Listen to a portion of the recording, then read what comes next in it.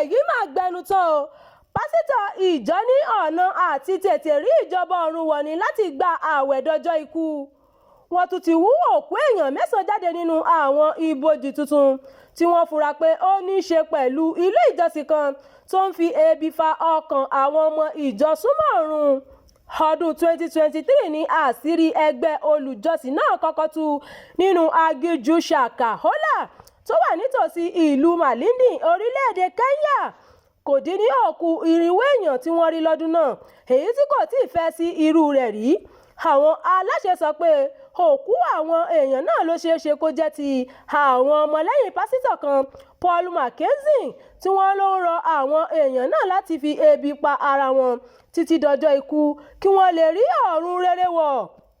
Oṣù keje tó kọjá ní ilé ẹjọ́ tún pàṣẹ pé kí wọ́n lọ hú ilẹ̀ láti wá òkú àwọn èèyàn. Èyí wáyé lẹ́yìn tí àwọn ọmọdé kan tún dàwátì, èyí tó bí ìwádìí tuntun.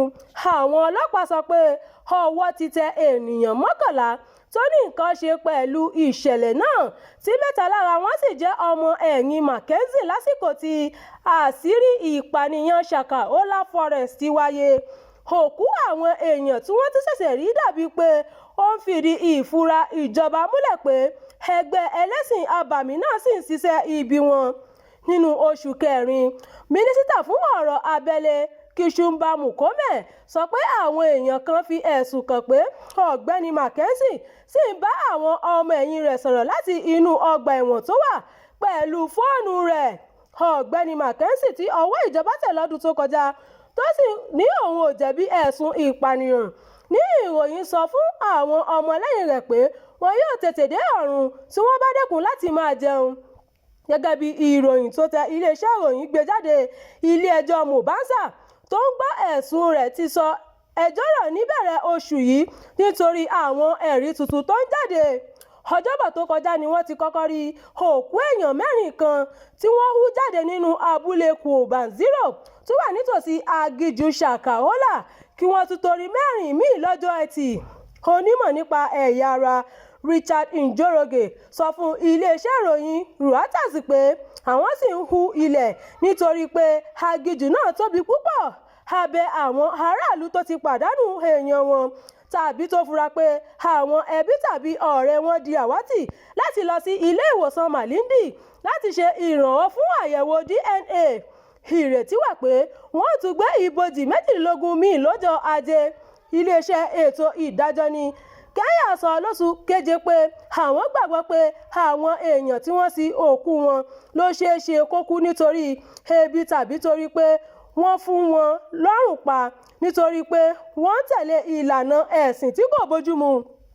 Ọ̀kan lára àwọn ajàfẹ́tọ̀ọ́ ọmọnìyàn, Hussein Khalid, aláṣẹ Focal Africa tó wà níbi tó ti ń hú òkú jáde lọ́jọ́bọ̀ sọ pé ọ̀kan lára àwọn iléeṣẹ́ ìsìnkú náà mú ìfura dání nítorí pé ó jẹ́ pé àwọn èèyàn kan tí ó hú òkú tó wà nínú rẹ̀ kúrò, tó sì jẹ́ pé aṣọ àti àwọ̀tẹ́lẹ̀ àwọn ọmọdé àti obìnrin ló wà nínú kòtò náà.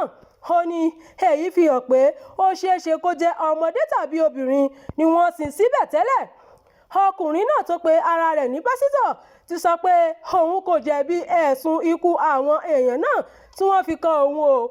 Àpapọ̀ òkú èèyàn jẹ́ 249 ni àwọn aláṣẹ hú jáde lọ́dún 2023 níbi tí wọ́n sin wọ́n sí lágbègbè Shakahola tí ọmọdé sì wà lára wọn. A gbọ́ pé ṣe ni Mackenzie sọ fún àwọn ọmọ ìjọ rẹ̀ Good News International Church pé kí wọ́n lọ síbi tí wọ́n kú sí náà láti máa retí òpin ayé tó fẹ́ dé.